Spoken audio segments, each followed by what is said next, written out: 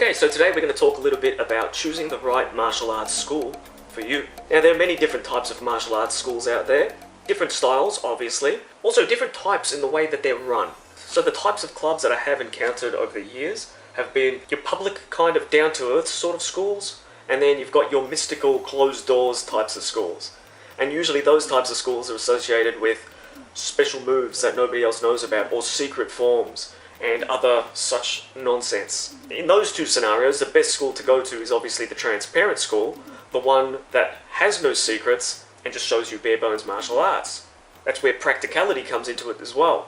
So you've got schools that are very practical in their martial arts, and then schools that are again stuck in some sort of fantasy world, where you can do this move and then that move, turn around, you can jump on their shoulder. That stuff is great. It's great for choreography, it's great for movies, it's great for demos, and there is nothing wrong with that whatsoever. Down-to-earth sorts of people, not these ones that are living in some sort of fantasy land that they're a grand master at this, this and that. So what you've got to do is you've got to look for a school that trains practically, has teachers that aren't believing their own hype, that aren't in some sort of fantasy world upstairs thinking that they're the be-all, end-all, and that their style is the be-all, end-all of all styles. That's usually where people get themselves into a lot of trouble. And then rubbish styles names in the mix as well. So that brings us on to types of teachers. The best sort of school to go for is a teacher that's approachable, a teacher that's down to earth. I've encountered teachers that were very much everyday people. That was the best way to go about things. People that you could actually talk to and have a joke with. It's people that you can get along with.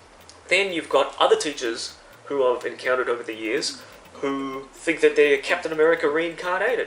People who are very much into very strong beliefs that don't necessarily apply to everybody else. Now I'm leaving this very vague because it applies to a lot of personalities, and I'm sure a lot of people have encountered individuals of this manner. The types of people that, well, don't have a real job in real life. All they do all day is get up and train. They get paid for it, they do this, they do that. They can't understand why the normal everyday Joe can't train for 8 hours a day. I'm going to let you guys learn this one technique, and it's up to you in your own time to practice it again. Well, no, not really. That's why I come to a school, so that I can practice techniques. Yeah, watch out for those sorts of teachers. Again, students don't stick around very long around people like that, and the ones that do usually stick around for a reason so that they can move on to other things and leave that crap behind. This also applies to teachers who, say for instance, had a short career in combat sports or things of that nature, and for whatever reason it was, decided to just take up teaching.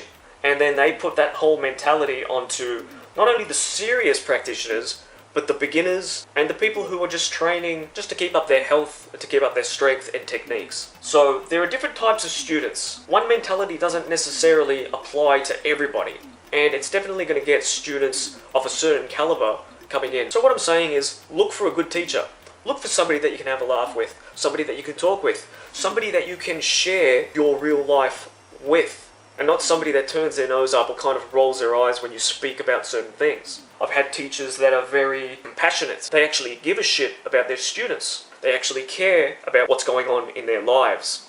I'll even go as far to say as I've had a teacher quite some time ago who pretty much stuck his neck out for me, put himself, or almost put himself, into a dangerous situation, pretty much for me, his student.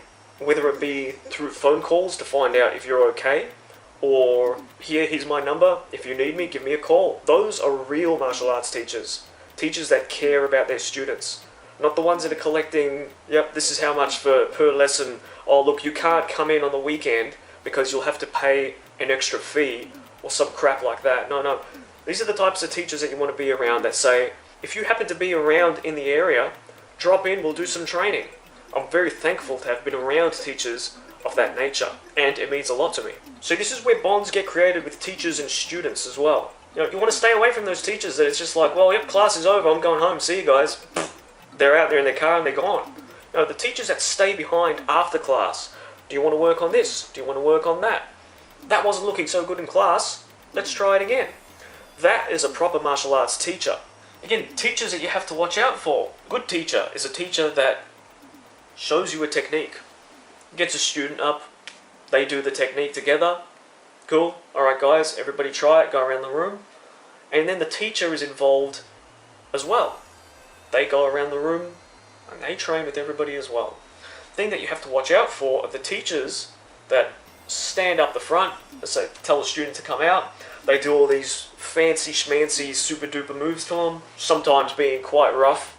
The main thing with demonstrations, when teachers are demonstrating a move to somebody, that person has to be able to demonstrate that move back on the teacher.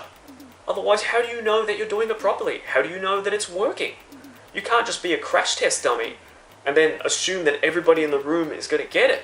Now, if the teacher is involved in training that technique around the room, then great.